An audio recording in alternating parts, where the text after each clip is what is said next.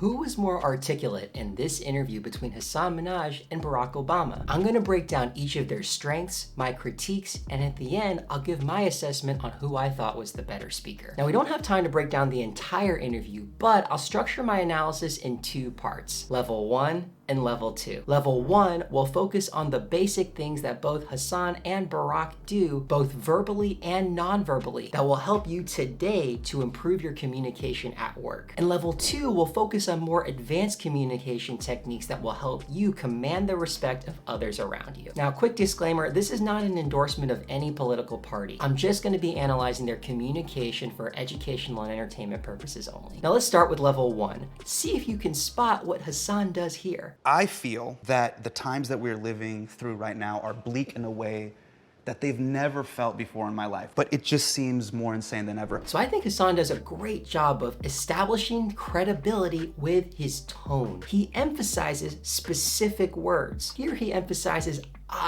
I feel, and never. The second is that he ends his sentences on a down note, lowering his tone. In English, if you change the tone, you are literally changing the entire meaning of the sentence. So if Hasan were to have said, I feel like the times we're living in right now are more bleak than ever before, look how that changes the entire meaning. Do you really believe in that statement, or are you just questioning yourself? But when you say, I feel a certain way, that means you're owning your emotions. You have an opinion, and that matters to people. And when you lower your tone at the end of a sentence, you're establishing your authority and showing you have conviction in what you're saying. But what goes unnoticed by many is actually when he does this. Congress is insane. Voldemort is running again.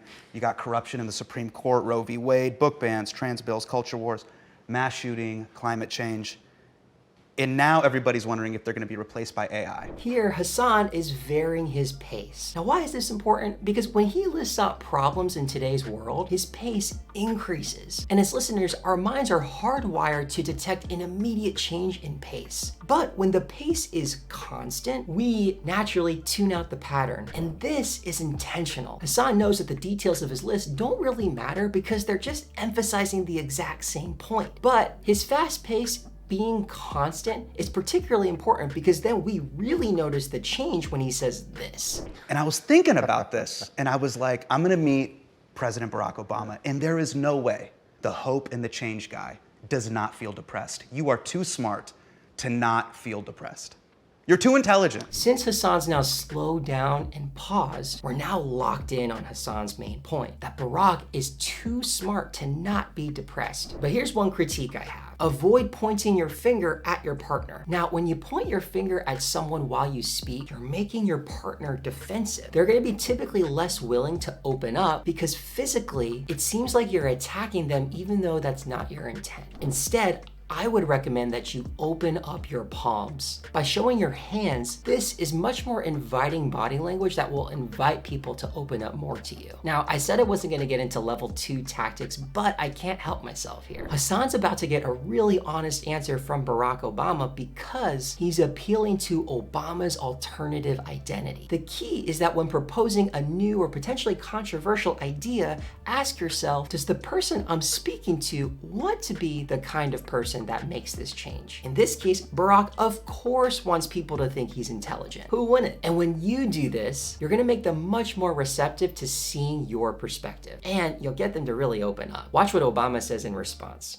Of course, there are times where I feel depressed. Now, see how that worked? Now, Obama's using a military communications acronym we call BLUF, or bottom line up front. This is where you answer the question with a single sentence before giving context. It's helpful for your listener because without thinking too hard, they'll know exactly what you're saying. And it's crucial to answer the question first because otherwise you'll come off as evasive and not trustworthy, which is the exact opposite image that Barack wants to portray of himself. But what he says next is actually why we should believe him. See if you can spot it. Okay. Because objectively, when you see an entire school terrified because a gunman is walking in with weapons of war. Right. If your heart's not breaking, then something's wrong with you. If you think that's normal, then then you really do need some therapy. Obama is literally doing the same thing as Hasan. He's appealing to Hasan's alternative identity, but in reverse. There's no way Hasan will want to be perceived as a callous person, especially associated with school shootings, which is why you hear him instantly agree with Barack. So of course we're going to assume that Barack is actually depressed. But my only critique of Barack would actually be this.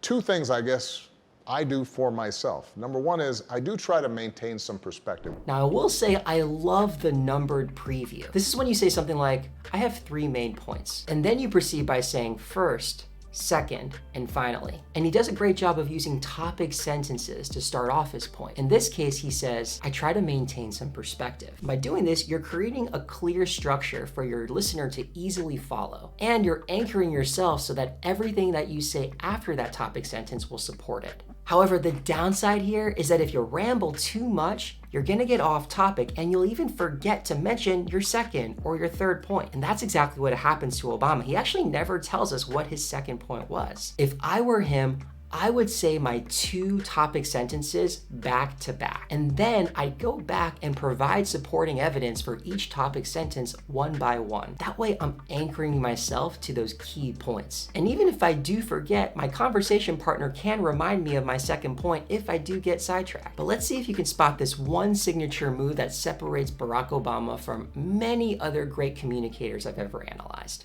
Part of the challenge that we have is that you grew up, and in some ways I grew up, during this anomalous stretch of time, even though bad things were happening. For the most part, the trajectory of humanity was things were getting better. We were becoming less racist and less sexist and less homophobic and better educated and healthier and wealthier, and extreme poverty was being reduced. And he's using what I call rhythmic gestures. This is when your hand gestures match your vocal cadence. Now, if I were to say, I'm gonna tell you a big secret, that's distracting, but instead, Obama's gestures match the rhythm of his speech, making it easier to follow. He's also using emphasizing gestures. When he lists things out, he's tapping his finger one by one. He's focusing his palms in a single space to emphasize a particular point. He's directing his hands towards Hasan when talking about him, and then back at himself when referring to himself. These are all examples of mirroring your hand gestures with the content of your speech. And this not only makes you more easily understood, but more credible and trustworthy. So after assessing level 1, I'll give the slight edge so far to Hasan for his tone, his pace, and his clear structure with his speech, despite Obama being more strategic with his non-verbal communication. Having said that, Hasan has come in very prepared for this interview while Obama is just winging it. But let's now examine level 2. These are next level tactics that I've frankly never seen in other communication breakdowns, and these ultimately determine to me who was the better speaker in the end. Let's see if you can identify this one subtle thing Hasan says to get Obama to really open up. When you first came into office, when I was Sasha's age, right,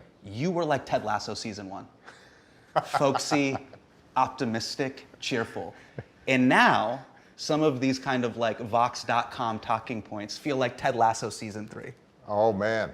Predictable and at times forced. The first key is Hasan's using what I call verbal heuristics. Heuristics are mental shortcuts used to simplify concepts and reduce cognitive overload. Now, Hasan's heuristics come in the form of relatable analogies that we all can immediately understand because the visuals of Ted Lasso in season 1 and Ted Lasso in season 3 are very clear. But watch how he takes this to the next level. Yes. I wish you would have done the thing that LeBron does after calls. Yes. You've seen the meme where he's like, just do that. Get a tech. A tech. I'm not saying don't double tech. Don't Draymond it. Don't get thrown out. Get a tech. There are a couple of times where I did do that. Okay. You got a tech. Well, you know, I was happy to get the tech. Now, Hasan uses shortcuts that resonate with his particular listener. Hasan knows that Barack is a huge NBA fan and definitely knows Draymond Green and the concept of getting technical fouls. And it works so well that Barack literally adopts the same language as Hasan. This is very much like when two strangers meet for the first time and connect with their mother tongue. Hasan's now speaking the language of basketball to get Barack to open up. But Barack actually does more than just open up. See if you can spot this subtle tactic. I think the point you're making, though, is a legitimate one, which is, in retrospect, when I think about my presidency, there were times where stupid stuff was happening, And sometimes I would say, all right, look, let me stay calm, when probably at least some of my supporters would have liked to see some expression of, we're not crazy, are we?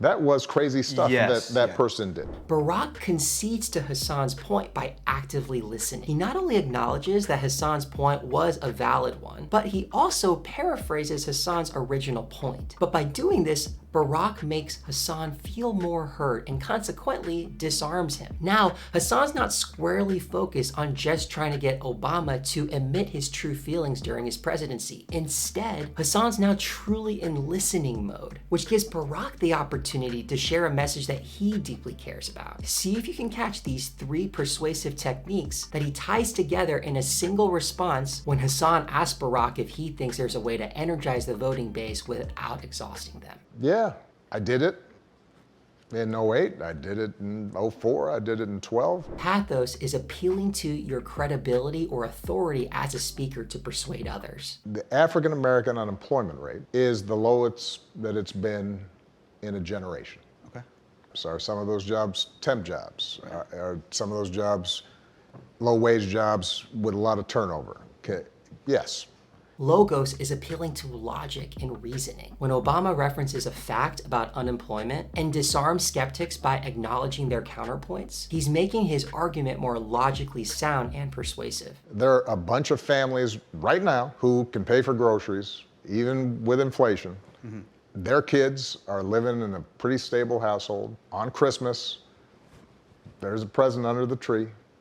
Ethos is appealing to your audience's emotions. When Obama gives us vivid, relatable images of Black families being able to survive because they're employed, that's something people can immediately visualize, relate to, and want to support. Rarely do you see someone combine pathos, logos, and ethos all in a single response. But when it's done right, you can really influence people to act just like this. I actually think that if you speak to people about something like that, people go like, yeah, that I guess that's worth 15 minutes of my time to go down to the polling place and vote. Yeah. Now, when I assess the interview all at once, I'll give the slight edge to Obama a 9 out of 10 versus Hasan, who I'd give an 8.5 out of 10. I'm really splitting hairs here, but I went with Obama for 3 reasons. First, as demonstrated in level 2, he's utilizing next level persuasive tactics. 2, he had slightly more impactful nonverbal cues, particularly with his hand gestures. And 3, he did this all on the spot. He didn't really prepare nearly as much as Hasan. But at the end of the day, both were incredibly articulate. The same could also be said for these 2 interviews between Andrew Tate and the BBC and Russell Brand and Jordan Peterson, but for a completely different reason. They were juicy arguments that demonstrated how to handle and how to not handle